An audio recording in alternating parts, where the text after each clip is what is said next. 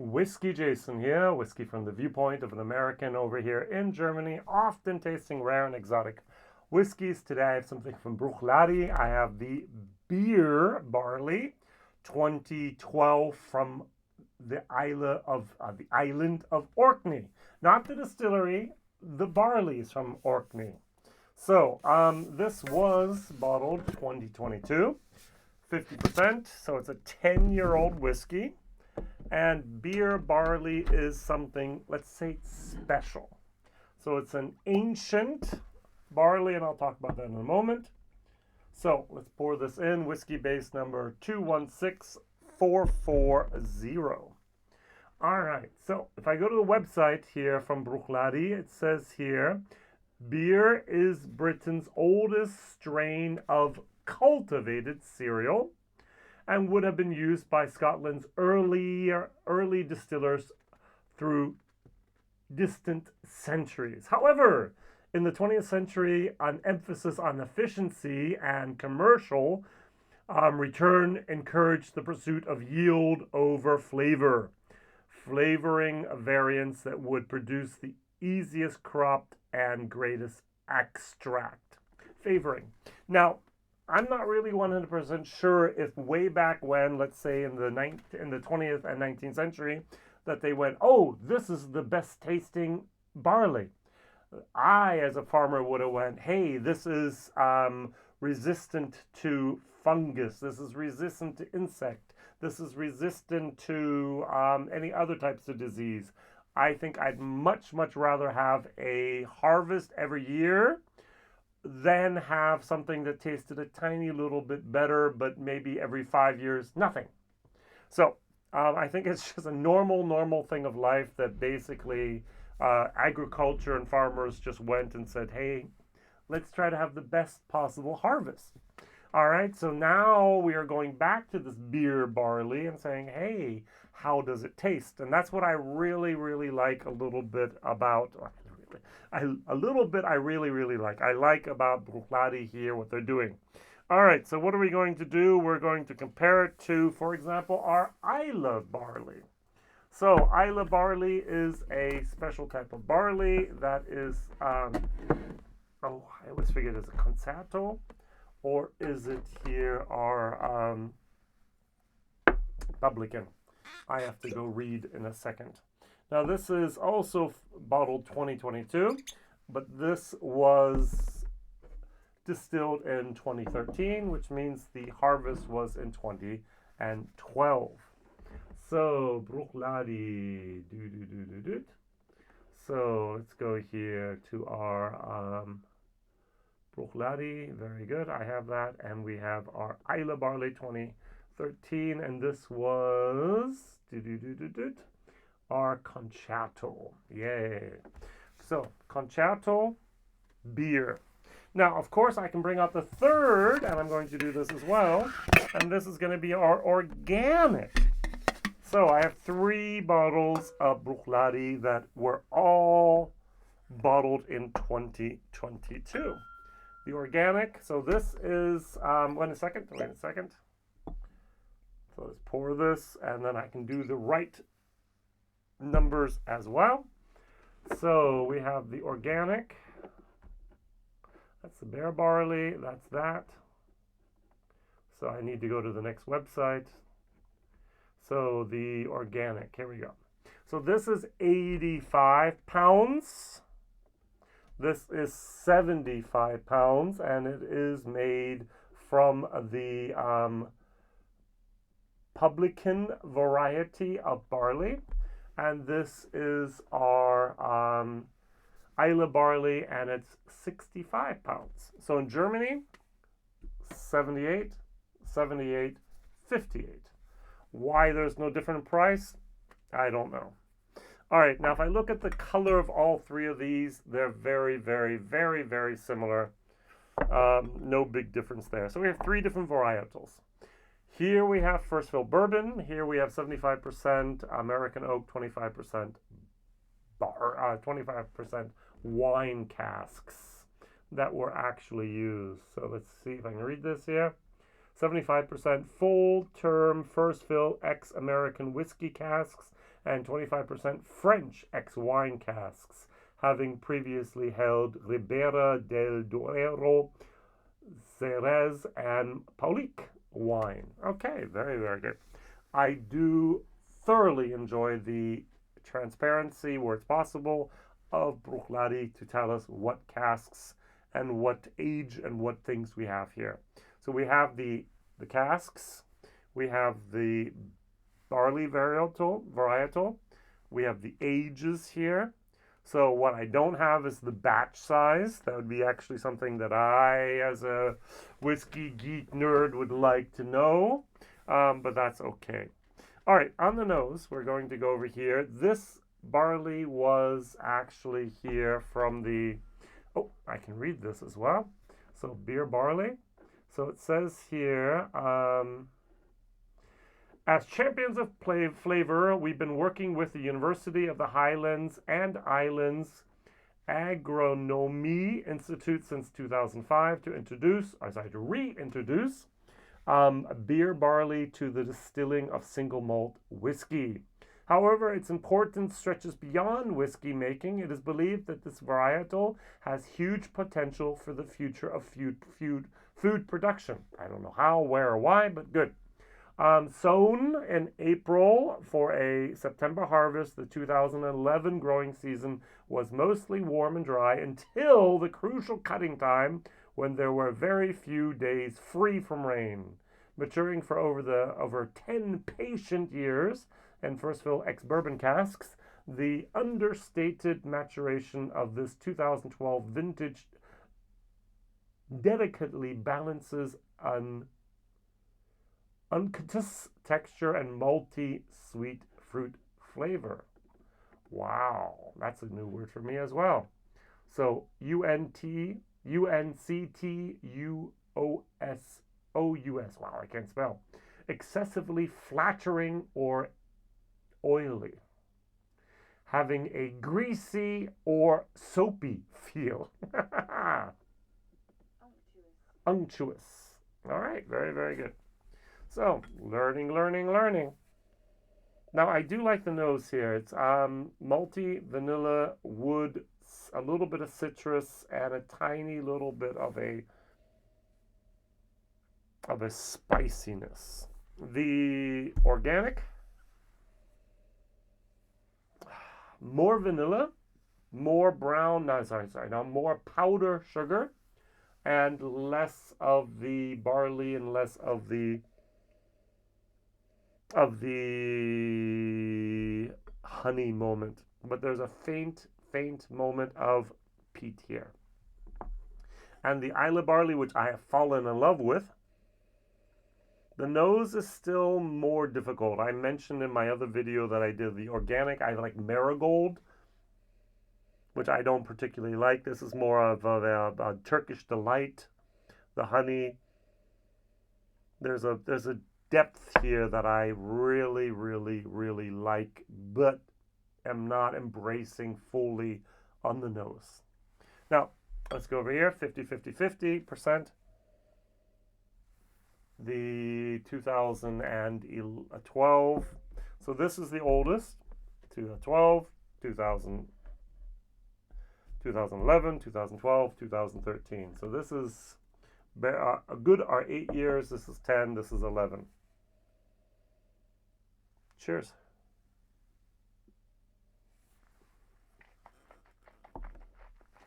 Mm-hmm.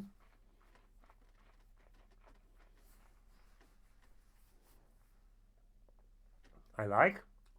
There is a little bit of a ginger moment going on there. The official tasting notes on the nose, I could have complex and alluring. There is a wonderful combination of fruity and floral notes on the nose. Oak comes through with zesty lime and green apples. I don't really get the green apple there. Followed by fragrant honeysuckle, don't get that either, and creamy vanilla, do get that. The Bere Barley provides a tart robustness with hints of hay and barley sugar sweetness, with a peach note growing as the dram opens further. And on the palate, I should have a firm and well-rounded beer barley and stone fruit glide across the palate, bringing waves of apricots, ripe peach, and stewed apple. I do get that stewed apple though. Chocolate lime hints, don't get any chocolate lime, at the zesty richness of the spirit before barley sugar and warm scones. Don't get any scones. Love me some scones though. Bring a remarkable depth of flavor from the malt. Marine notes of sun-kissed sand and seashells follow. Moving to marzipan, mellowed oak, and coconut. Do not get the coconut. And on the finish, we have long and delicate. The finish has notes of gingerbread. Get a little bit of ginger, as I said. Milk chocolate, marzipan, creamy vanilla, and apricot jam. A subtle marine note lingers along with a hint of barley sugar. Now, this is actually nice. This is something I could recommend. This is going to be a C+ whiskey. Value for money, 80 euros. That's my problem, all right? So going back up here, it's 75 pounds. 85 pounds. 85 pounds, 10 years of age. Ouch. That's just way too much. It's going to be a C-, all right, for the value for money. But it is a very, very unique whiskey with a unique taste. Unfortunately, it would be great Isla barley, beer Isla barley, all right? So apparently in the Orkney Islands with the university, they have the farmers that they can work with, and they're growing it there, and they get to use it here for Bruichladdich for the good stuff. What I really like is that we do actually have the Orkney Islands here, and they show the different farms on the tin. By the way, I think this is the last year we'll have tins, at least as a normal option. They might have additional optional things for special countries, but at least I was told for Germany that they will be now no longer the case, and to save energy, material, and costs. Good. Going over to the beer barley, the Isla barley. Now, Isla barley is, I remember the first time I had this, I was not impressed. For some reason today, I'm very impressed with it. I like it a lot more than I can actually mention here. This really, really does it for me. I like this. So, I think the wine and a little bit of the French oak really, really hits home. Now, from a geek perspective, would I have loved to have only first fill for all three and be able to just compare the different variety types? Yes. That this has a different cask composition is not a shame, but it's slightly frustrating for my my heart that would love to have just the barley talking to me. I do notice that the oiliness here of this hopefully is attributed to the barley, but it could also be that French oak wine casks here that are doing something positive to the whiskey. I like. Cheers.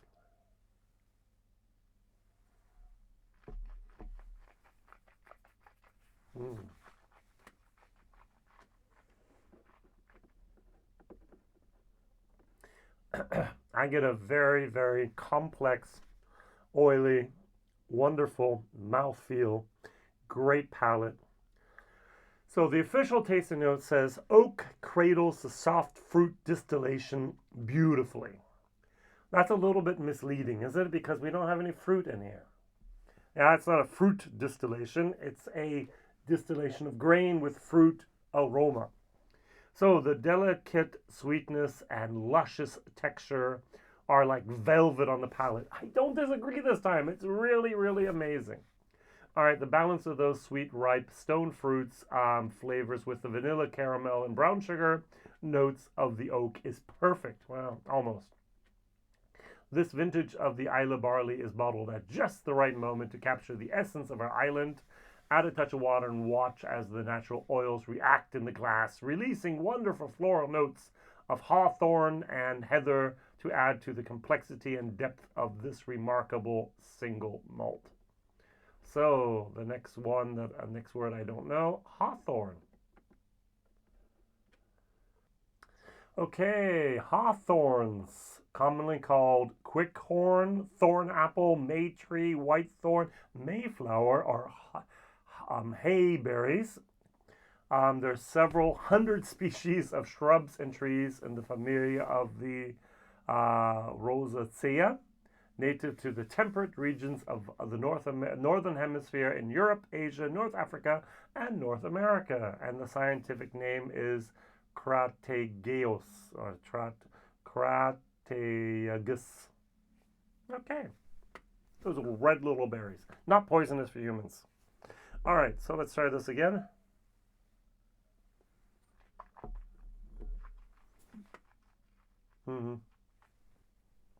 This really does it for me. I don't know why, but I really, really am digging this whiskey at the moment and just absolutely blown away by the complexity of the concerto varietals from those 7 different farms here. Excellent, excellent. And the combination of red wine, French oak, and the first fill bourbon. Mwah. Well done. Now, the black sheep of the group is going to be my organic. I don't know about you, but I'm chasing flavor. And so far, I went actually online, I found 200 plus different organic bottles already by Whiskybase. At least like 20 different distilleries have done organic. I have not had yet a organic that I like better than I did the normal. I've had Loch Lomond organic, didn't like it, preferred the Loch Lomond better. I've had the Deanston organic, preferred the normal Deanston better. I've had the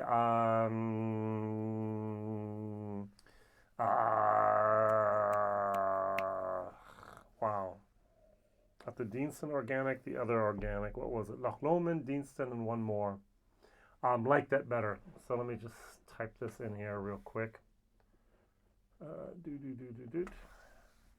So as soon as the Deanston organic, wow, I'm really, really losing it now. Organic. So 320 different brands here.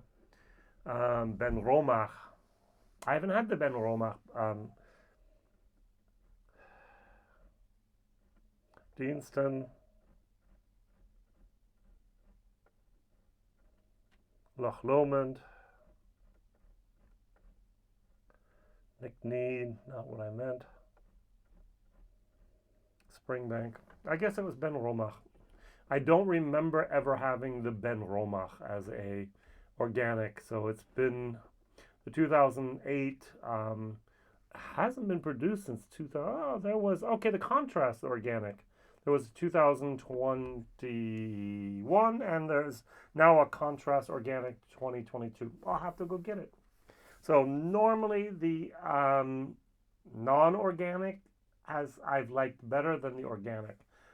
I can't tell you why, but for some reason I often have the feeling that the barley is not of the highest quality. So the Deanston organic was like spring onions. It's just, ugh. And even here I get a little bit, it's not exactly where I want to have it, me personally. Should I be chasing environmental sustainability and organic food instead of the flavor? Maybe. Do I do it? Not yet.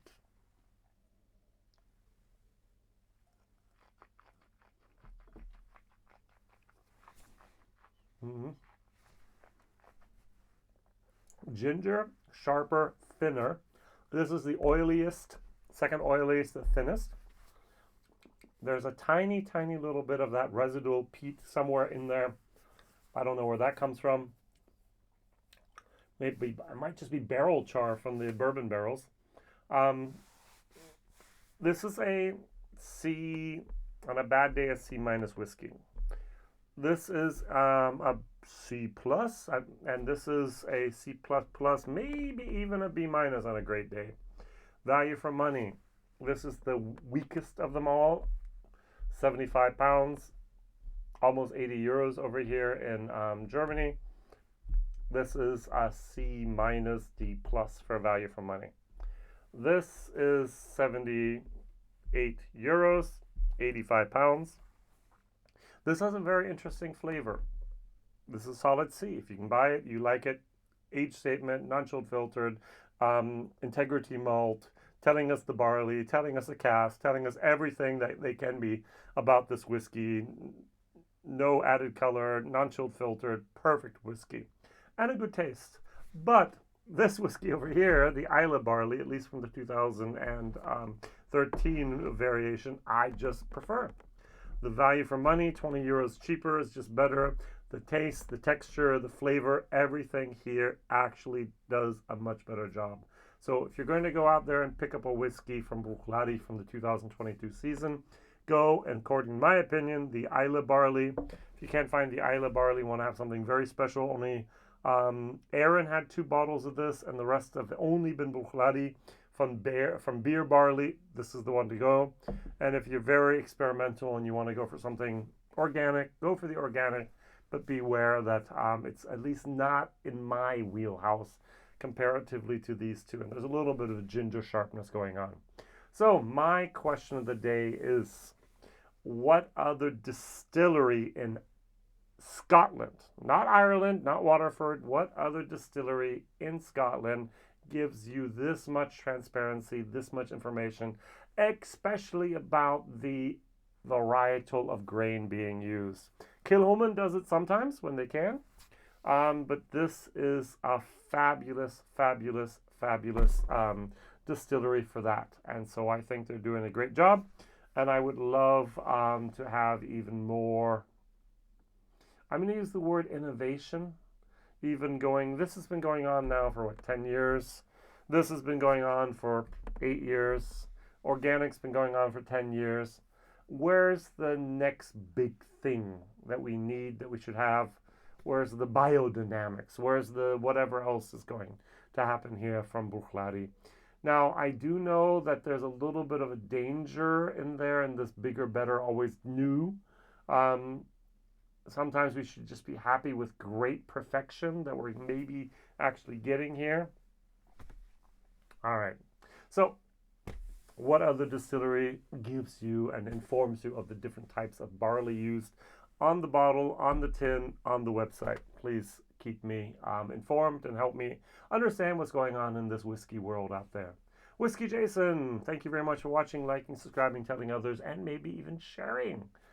Who else has had all 3 of these products in front of them and tried them and ranked them?